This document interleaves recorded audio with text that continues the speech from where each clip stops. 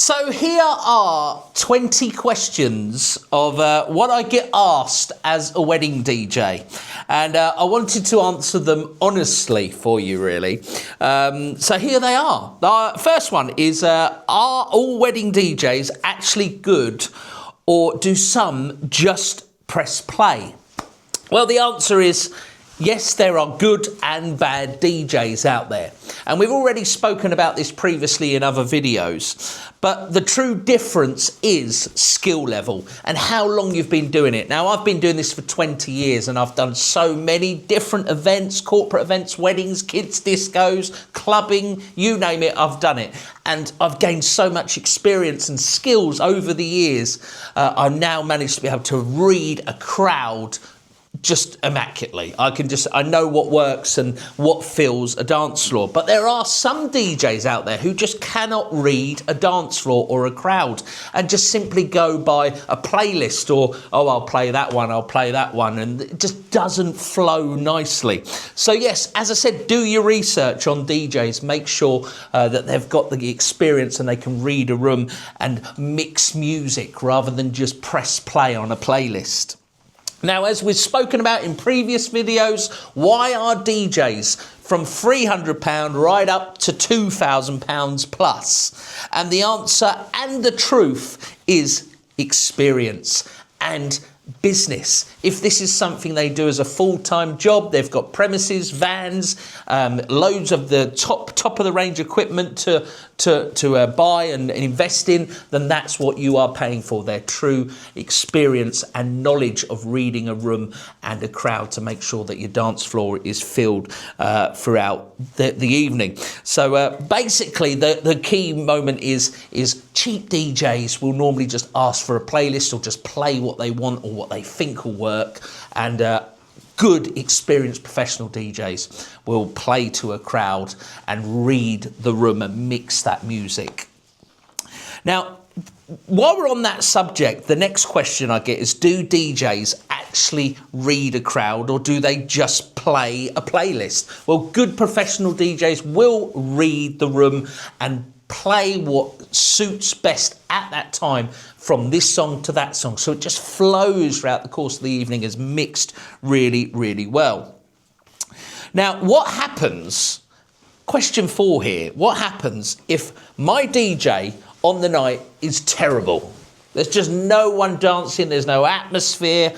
Well, the truth is you can't redo that damage. This is why it's so important that you choose the right DJ for your wedding. Do your research, read about them, watch videos, read the reviews. All of that stuff is so important to pick the right wedding DJ for your night, because if you're going to get a bad one, well, that's your evening entertainment ruined for your wedding, and you just can't redo that.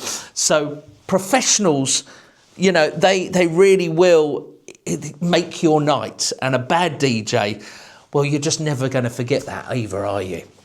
Now, a big no-no for me is, do DJs drink alcohol at your wedding? They shouldn't. That is the simple answer. If you're a professional DJ, you don't want to be drunk and stumbling across everything at the end of the night, but behind the decks, you want to be able to give your best performance on the night. And, you know, yes, your guests, they're probably going to be drunk. They're having a few sherbets, enjoying the day. But as a professional, you know, if you were a doctor, would you be drunk looking at your patient? No, you wouldn't. It's no different with a DJ. Professional DJs do not drink. If they do, and only if they do, they should really strictly limit that to just 1 or 2 drinks. Now, number 6 is a question I actually get asked quite a lot, is, will my DJ talk on the microphone and make announcements, or will they talk too much and ruin the vibe? Now, the key for me on this one, and this is something I would call myself a personality DJ, and that means that I will speak and create an atmosphere using the microphone along with the music at the right times. And that's what's key about this, is that you talk on the microphone at the right times. And you're not overkilling it like a radio DJ. Oh, that was ABBA. Next we have... No, that's not what we're about. It's about creating the atmosphere. Like, for an example, you know, there's a good part of a song where it's just about to lift, and you can say, celebrating the new Mr. and Mrs. Smith. Then the crowd will cheer, and then the song drops and everyone's going mental. That is exactly what we're about. Talking at the right times and making those important announcements like the cutting of the cake and the first dance. But don't talk too much. That's what you don't want, because people will get annoyed. Now, what happens if my DJ cancels last minute? Oh my God, I've seen this so much on Facebook. My DJ's dropped out and my wedding's 2 weeks away. Don't let it happen. Do your research before you book your DJ. Make sure that they've potentially got backup in place. Ask them the question, what happens if you're ill? Or, you've got to go to a family emergency? Because let's be honest with you, it will happen, and it does happen. You don't know what's going to happen. You could fall down the stairs. You could hopefully not get run over by a bus. What's going to happen if you cannot make my wedding? What backup procedures have you got in place? That is an important question. And most professional companies, especially multi-op companies, will have backup DJs in place, or they've got a group of DJs who they trust and they know will do just as a good job as what that person who you've booked will do. So that is a key one to talk about. Now, other questions. Do DJs actually bring backup equipment? Most professional companies will have backup equipment, like us for here, example, DJ mixers. I'll give you an example. A couple of New Year's Eves ago, my DJ mixer decided to blow up. Literally, as I was setting up, I switched it on, nothing. And I thought, oh no, here we go. Luckily, I had a backup in the van. So the old backup come out. Yes, it wasn't my standard top-of-the-range DJ mixer, but I managed to do exactly what I would normally do on my old mixer because I had a backup in place. So ask those questions. Do they have a backup system of equipment in place? Because as we spoke about this in previous videos, things do go wrong. They need to be maintained, repaired, and eventually replaced. And that's the key about that question. Now, are cheap DJs using poor sound and lighting? Not necessarily. Some DJs, as I said, might do this as a sideline. They might just do it at the weekends. They've got a daytime job, and they might have a few quid which they've saved up from their daytime job, and they've got the top of the range equipment. So that cannot be the case. But you will see, and I have seen, some terrible setups out there, where it's just simply a table with a black cloth chucked over it. Now, can you imagine that at your wedding, how bad that would look? This is what you need to look at. Look at the pictures of their setup and what they're supplying. This is why we offer so many different options of DJ setups. So they look slick, professional, and they suit your theme of your wedding, because there's nothing worse than a couple of speakers on the floor. Gone are the days of Maplins. But yeah, check out their equipment, and you'll see how it ranges from a couple of £100 speaker right up to a few grand of speaker. There's a lot of difference. Moving on to the next question. Question 10. Will my DJ actually mix properly or just fade songs? A good professional DJ who's been in the scene a long time will know how to mix music. And for an example, I can mix anything from 70s and 80s right up to your dance, your history stuff. If you're a good DJ, that's what you'll be able to do. So your music will flow throughout the course of the evening. It won't just be, oh, that song's ended, press the next one. It doesn't work. Yes, there are occasional times when you can go out of one song where it's got a sudden end and you can go straight in to another song and change the genre completely. But you can also do that by mixing, and that is the key with any wedding, is mixing the music, keeps the flow going throughout the course of the evening and creates the atmosphere and the vibe that you need. But yes, some DJs will just simply sit there, press play, press play, press play. Anyone can do that, can't they? So, do DJs judge your music choices? Now, this is a good question. Everyone has a different type of music that they like or a different genre that they like, and not everyone likes that specific type of music. Now, what I say to bride and grooms is when they're doing their playlist for us, so when it's only 30 or 40 songs, put those must plays on there of what you want to hear. Now, I might not necessarily like that song, but they're paying me for that service, so I'm going to make sure that it's played for them. And it's about playing it at the right times. Now, for an example, me personally, I cannot stand Dancing Queen, ABBA, Cha-Cha Slide, Macarena, Agadoo, all of that. Cannot stand it. However, I've had couples who want this kind of stuff. And at the end of the day, they are the customer. You are the paying customer, and that's what you want. But it's about choosing it at the right times and when to play those songs, which is the most crucial answer to that question. So yes, they might judge your music, but a good professional DJ will still play it and say, rather than say, oh no, I'm not playing that. That's not the answer you want. You want to hear that they will play that, but they will give you advice on when they will play it and when they'll kind of fit it into the right vibe. Now, is a Spotify playlist basically the same as hiring a DJ? We've spoken about this in previous videos.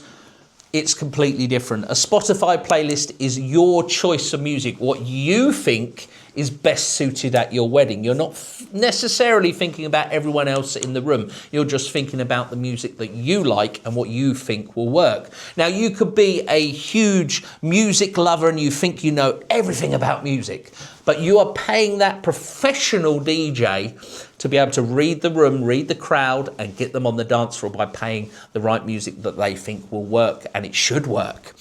And the disadvantage of having a Spotify playlist is that it's your music choices. You might not put it in a good flow of music, and it's just going to go one to one. It's not going to be mixed. It's just going to fade out into the next song.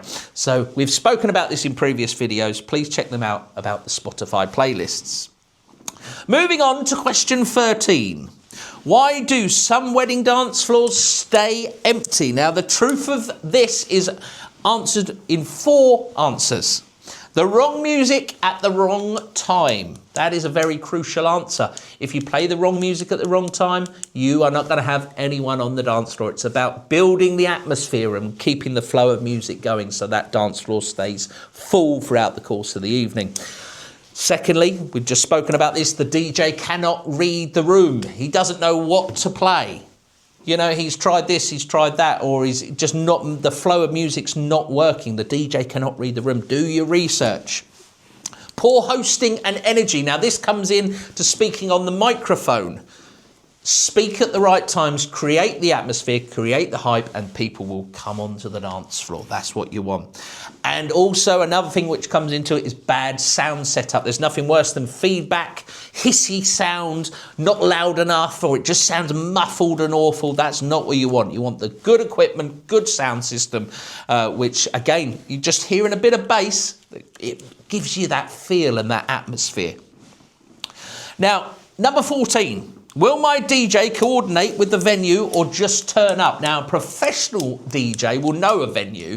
Most of the time, they've worked with that venue already, so they know how they work, they know the setup, they know the load-in, all of that kind of stuff. But what a professional DJ will discuss with you is the logistics of your evening, and then they will contact the venue just to discuss, to say, look, I'm going to be here at this time, or what time would you like me to be here? Is there anything I need to know? Any insurance you need, any pat testing? They're the kind of questions that they should be asking regarding your venue if they haven't worked there already.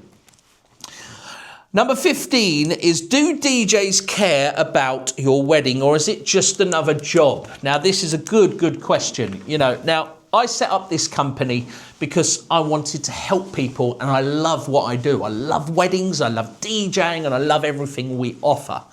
But some DJs just do it for the money. Think about your own job. Do you just do it for the money, or do you do it because you love it? Now, everyone always says, if you do a job that you love and you get paid for, you've won. You've won. And that's how I feel. I love what I do, and we get paid for it.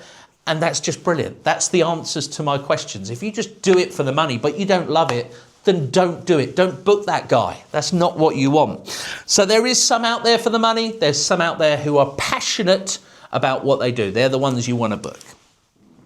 Now, number 16, what question should I ask that most couples forget? Now, we've approached this in another video, but the truth of it, the most important things is insurance, pack testing, backup DJs. Ask them if they're used to using sound limiters, setup times. Is it an all-day wedding service you offer? Is it just an evening? When will you set up? And the experience, how much experience have you got? And not just you, have you played at this venue? Do you know the venue? Ask them all of those kind of questions. Now, can a bad DJ ruin a wedding? The truth is, yes, they control 80% of the evening's atmosphere. Now, when I say 80%, you've got things like photo booths involved. So they might be having a bit of a photo booth session. You've got the buffet, you've got the bar. The rest of it is down to the DJ, the music being played, the atmosphere being created, and them dancing on the dance floor. So yes, they can ruin a wedding. Choose your DJ wisely. I don't know how many times I have to say that. Why do DJs hate certain venues? Now, this is a common question which does come around in the DJ industry. We do have specific venues which you might not really be a lover of working at them. It could be for numerous reasons. They've maybe got a sound limiter. The wedding team are not very helpful at the time. But if you're a professional, you'll do it. You just smile and you carry on. You do the best job what you possibly can when you turn up to that venue, even if you're not too keen on the way they work or how their setup is, because sound limiters as well are a huge thing now in most venues. You just have to accept it and do the best you possibly can working at those venues. So we're nearly there with all the questions. Let me just look at my list what else we've got here. Number 19, are DJ awards actually meaningful? Now, there are so many wedding awards now. And a lot of these award companies are making money out of them, which is absolutely fine. You've got the Essex Wedding Awards, you've got the International Wedding Awards, Bride Book Awards, Hitched Awards, the list goes on. And a lot of the big whisks like Essex Wedding Awards and Hitched and Bride Book, they're big platforms. So they're a good recognition if you do win one of those awards. But they're not everything, because they are chosen by people who are in the wedding industry. The one which isn't chosen by people in the wedding industry is the TWIA, which is the Wedding Industry Awards. They are chosen by couples and votes by couples as well as people in the wedding industry. So they're a good one to look out for, but it doesn't necessarily mean if they haven't got awards, they are not good. They are not a good company. It's just a great thing to shout about and help DJs and companies, create trust and, let them know about you, how good you are, but don't just go on awards. Yes, they're important and they help, but don't just go on awards which companies have won. Now, the final question, what's the biggest mistake couples make when booking a DJ? Now, the truth is price. Everyone I know has a price in their head, what they want to spend or what they've allowed for the wedding DJ. However, we've spoken about this in previous videos. Make sure you watch all the other ones. It's not all about price, because picking the cheapest can honestly ruin everything of your wedding evening part of your entertainment. It's about choosing what's right for you, what's the best fit for you, and what you can afford to get that. Because, there's so many different DJs at different prices. But look, read the reviews, their prices, see what you want, what you think best fits you and what you can afford. But don't always go with the cheapest. It can really damage your wedding in the evening. And that's not faulting anyone who's a really cheap DJ. As I said, there are people out there who are relatively cheap because they do it as a sideline or they haven't got a lot of outgoings. All of those are things to take into consideration when you're picking your wedding DJ. So 20 questions answered honestly by myself there. And if you've got any other further questions which I haven't answered, just always pop us an email, info@rctevents.co.uk. We'll get on the videos and we'll answer them honestly and educate you before picking your wedding DJ service.